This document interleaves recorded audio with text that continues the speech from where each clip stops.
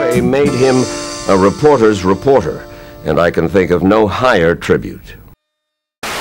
Some students call them smart pills or brain steroids. Adderall and Ritalin are legal stimulants prescribed for attention deficit hyperactivity disorder, ADHD, in ever greater numbers. Now, for years now, students who don't have that problem have been taking the drugs for a competitive edge. But the problem is growing.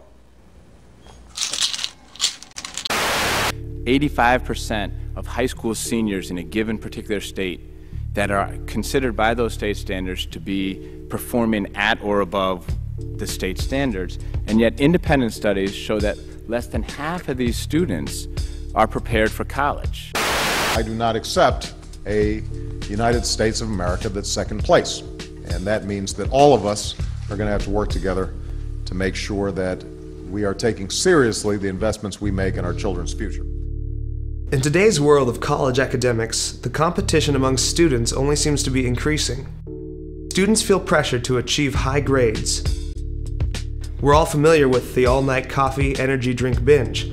However, some students feel so pressured that they turn to stimulants like Adderall and Ritalin in hopes of a performance boost.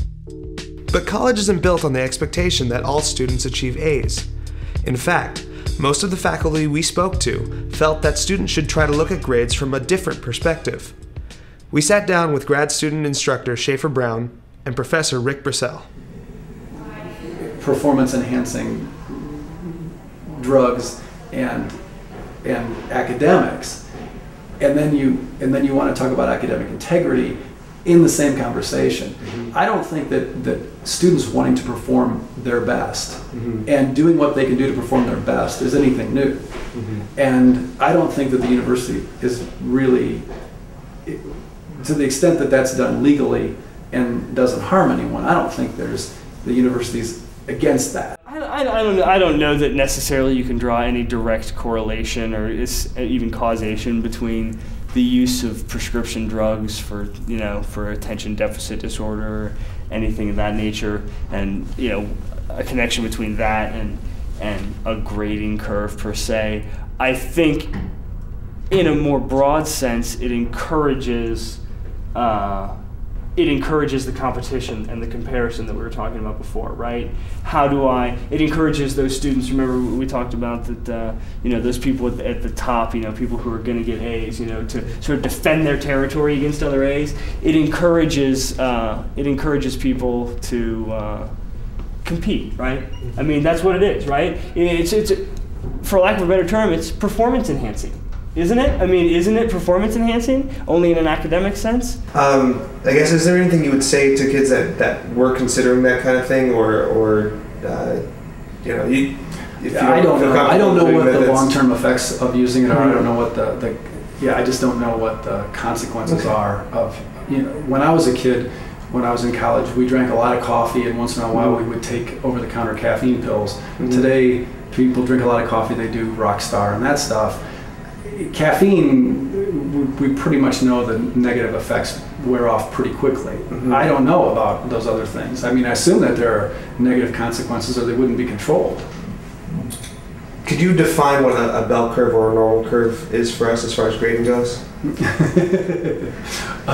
Yeah, I'm teaching a class on it right now. A normal distribution is what's assumed to occur in nature through randomness. So the 68% of the population will fall within one standard deviation of the mean of a distribution if the number of observations is large enough. So it's hard to use a bell curve in curved grading in a class of 15 people, but once you start to get around 25, 30, 40 and up, then you should start to see that pattern in the grade distribution, depending on lots of other things like how you grade, how you set up your exams, and in fact there are different grading strategies. Like a mastery grading system doesn't use a bell curve. It says, you need to get all of this to get an A, and you get X amount of it, you'll get a B, and X amount less, you'll get a C, as opposed to saying you should perform this well on a test, and the average is going to be the mean, right? Obviously the average is the mean, and then it's going to distribute accordingly, but you need a certain number of students in the course to do that, and you need a certain teaching strategy to do that.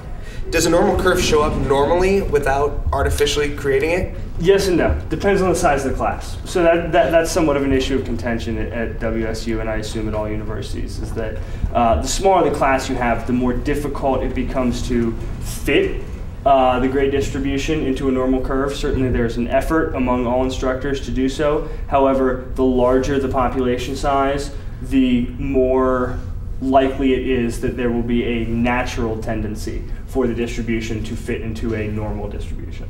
Now, do you think that's because of the size of the class or by the necessity that they have to grade with multiple choice tests? Both. It's both. I mean, both. Any method you select for testing is going to affect the outcome, what kind of results you're going to get.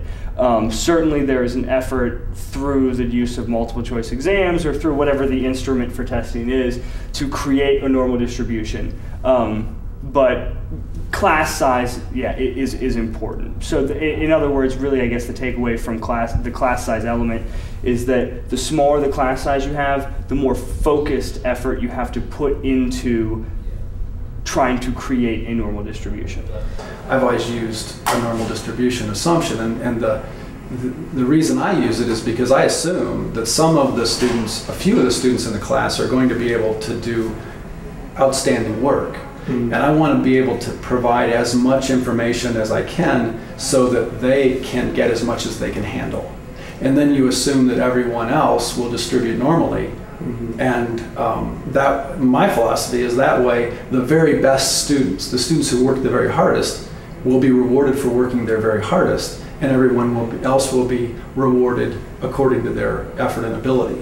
And what we try and focus on is sort of eking out which students are the stellar students and which students are the mediocre students. So we don't think about it in sort of this clinical, sterile, statistical way. The way that we think about it is by creating, say you have some exam question, okay, and you can make that exam question harder by whatever percent. And if you make it harder by whatever percent, you then will separate the A's from the B's, right? Sure. And those are the implications, are to push students. And really, it's not just that we want to show the B students for who they are, and the C students for who they are, and the D students for who they are. We want to challenge the students. We want the A students to have the ability to be challenged to get that A that they have. So those are implications.